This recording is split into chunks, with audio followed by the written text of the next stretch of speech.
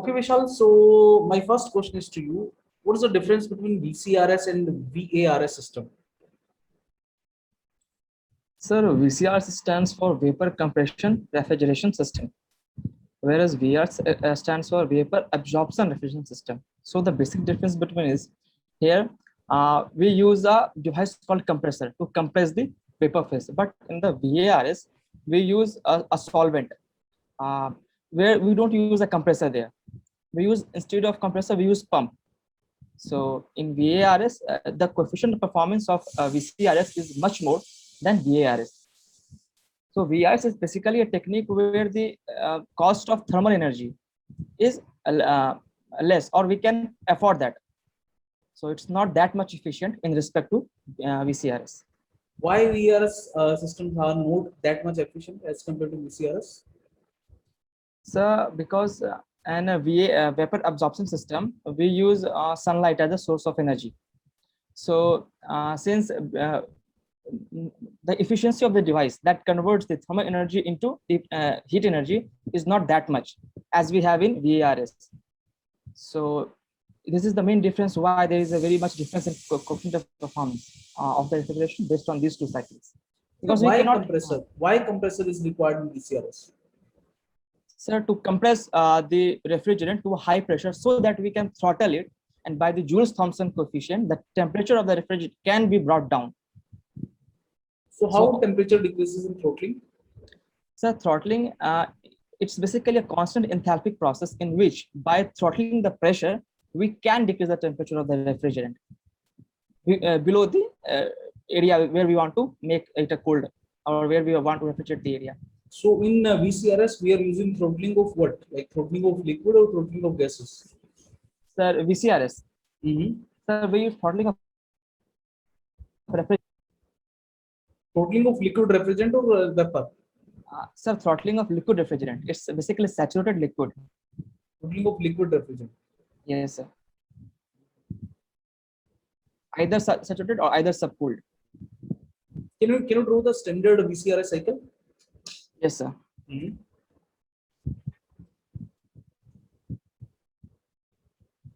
Sir, I am drawing a TS diagram. Okay. Can you show superheating also in this? Superheating. It's a superheating, no? Okay. Yes, yes.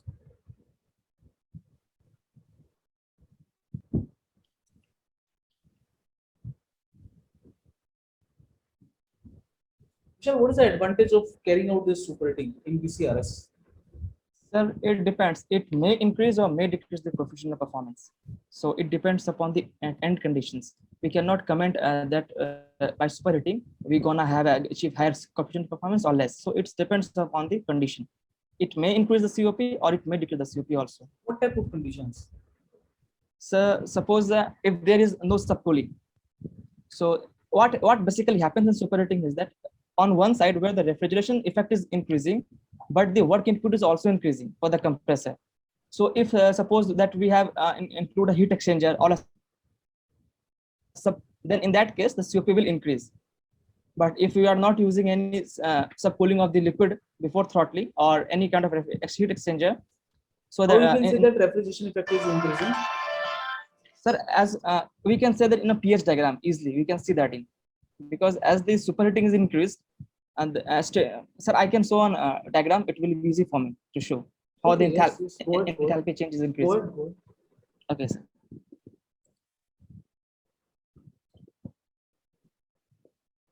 Sir, in first case, the refrigeration effect is the change in enthalpy from state 1 to state 2. But in the second, we can say that the change in refrigeration effect is equal to change in enthalpy from 1 to 3. So since the enthalpy difference increases, the refrigeration effect will also increase for a given mass flow rate. But actually for 2 to 3, that superheating is actually taking place in heat exchanger. Yes, sir. So there is a heat exchanger. Yes, sir. There's a heat exchanger. If you are carrying out the superheating, so during superheating, the refrigerant is not actually extracting any kind of heat. So you cannot say that 2 to 3 is the refrigeration effect. Yes, sir. That's why I'm saying that if you are using a heat exchanger, that is the another case. If you're using a heat exchanger, then there will be no change on the refrigeration. No, effect. sir, there will be no change in refrigeration effect. But If if I you are using, carrying out superheating inside the evaporator, yeah, yes, sir, then you can say that the refrigeration effect can increase. yes, sir, then And only. how you can ensure superheating in evaporator? Pardon, sir? How you can ensure that the superheating will take place in the evaporator? What you need to do? Sir, uh, sir, suppose if the normal boiling point of a refrigerant is very low, it's very below the temperature of the evaporated space, then in that case, it may happen that the refrigerant coming out for heat condition. I'm asking you how you will ensure that the superheating will take place inside the evaporator. Sorry, sir, I have no idea how can ensure. Okay. Actually, for this, can you show me the COP of the VCRS system? Yes, sir. So based on enthalpy difference, I can say. Mhm. Okay, sir.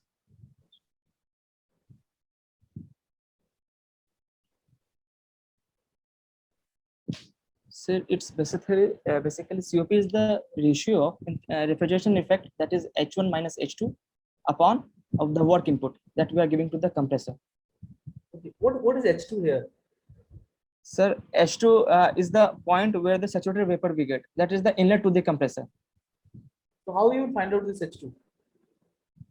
So they are, sir, we can use psychometric chart also because so for a given Psychometric chart. no, sir, for sir refrigerant chart. So there are some standard refrigerant charts like for R22 or R12. By stating the properties, we can find the enthalpy directly from the chart also. So the property tables are available. Property table you can use. Yes, sir. You can use property table.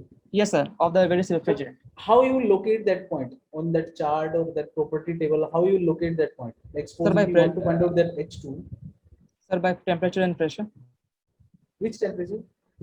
Sir, saturated temperature.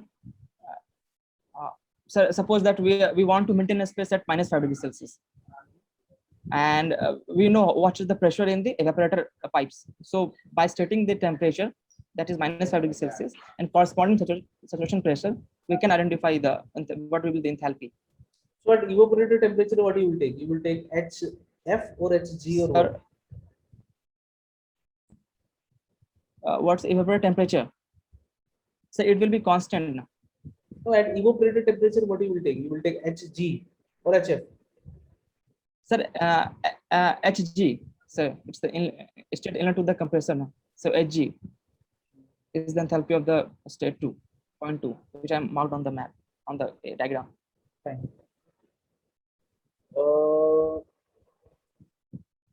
Vishal, can you tell me something about the wet bulb temperature? What is wet bulb temperature? Why we measure this? Sir, wet bulb temperature is a temperature that indirectly tells us about the degree of saturation of the air, whether the air is fully saturated or unsaturated. So it's below the dry bulb temperature, and it's a kind of temperature which is attained by the flowing fluid when it is in thermal equilibrium with the dry cotton bulb that is attached to the bulb of the thermometer. So it indirectly tells us about the moisture content of the flowing air, whether it's saturated or unsaturated.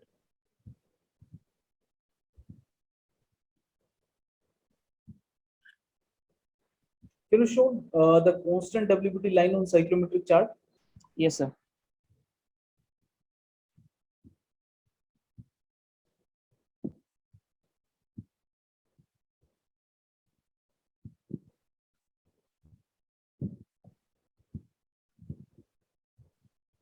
So these are inclined lines, constant WBT.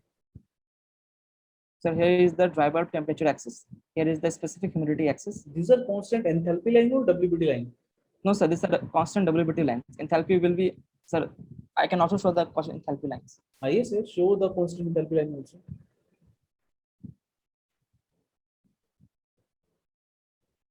Inclined lines like WBT.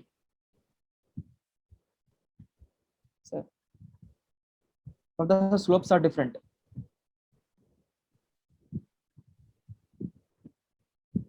So you will have two separate lines. Yes, sir, two separate ones. So how you will identify which one is for WBT, which one is for enthalpy? Sir, actually it's written on the psychometric chart that WBT is equal to constant. No, you are not getting point. How you will identify? Like suppose two lines are there, Yes, sir. both are parallel.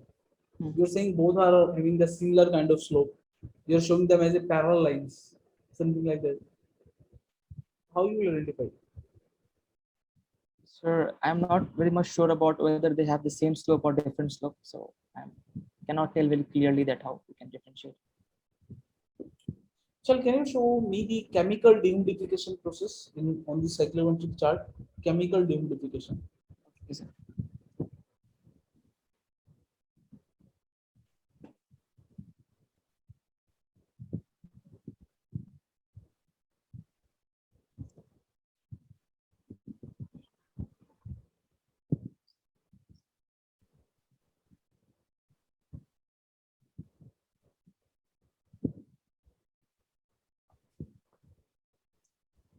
So this process, the temperature is increasing and the moisture content is decreasing. Why temperature is increasing? So because it's a kind of exothermic reaction.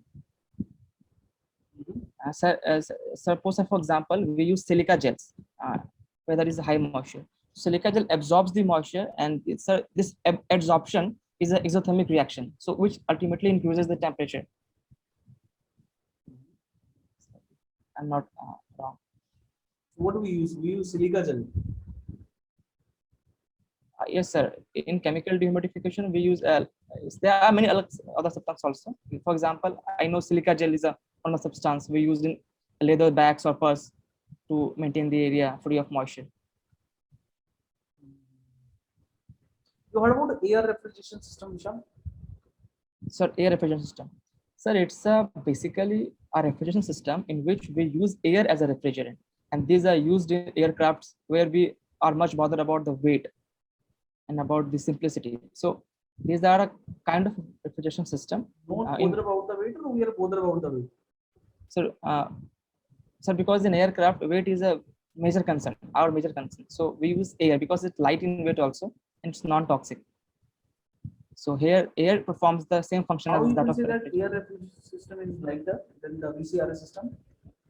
So there are two logic behind that. First of all, uh, sir, in VCRS, we use heat exchanger in evaporator section. But in the air refrigeration system, there is no such kind of heat exchanger, which ultimately reduces our weight of refrigeration unit. And second one is we can use the ram effect also because when aircraft is cruising, we can take use of the ram effect to increase the pressure of the air. But in VCRS, we have to compress it through compressor. So compressor is a very heavy kind of device. But in aircraft refrigeration, the common turbine performs the common compressor that installed in the engine will deliver the pressure at a high air at a high pressure. And also we can use the ram effect because the speed is very high of the aircraft. So all this makes the system light. You know, when we go to height, the temperature actually decreases.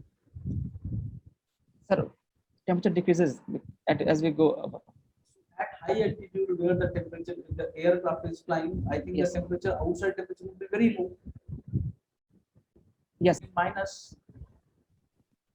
around minus 50, minus 45, minus 40. So why we want cooling system? Why not heating system?